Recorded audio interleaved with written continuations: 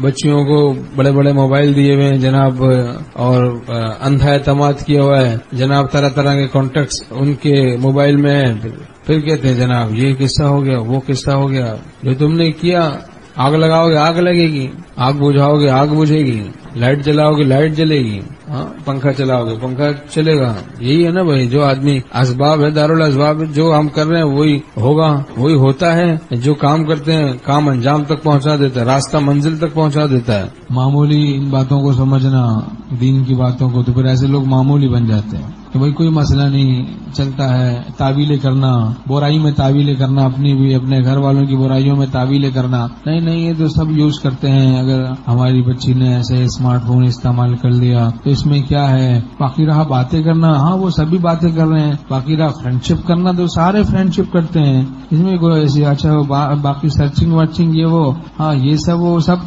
کچھ دن کے بعد جناب کام ہی خراب ہو گیا. اس موبائل کی وجہ سے کتنے شریف گھرانوں سے لڑکیاں بھاگ رہی ہیں.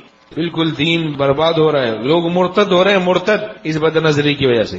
ایک افسر انویسٹیگیشن آفیسر ہمارے متعلق، تو اس سے ملنا ہوا.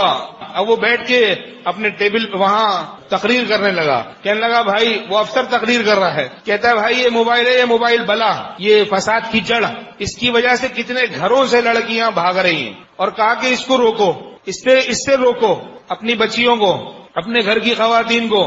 کہا کہ کوئی آ رہا ہے ایف آئی آر کاٹنے، کوئی آ رہا ہے ایف آئی آر واپس لینے.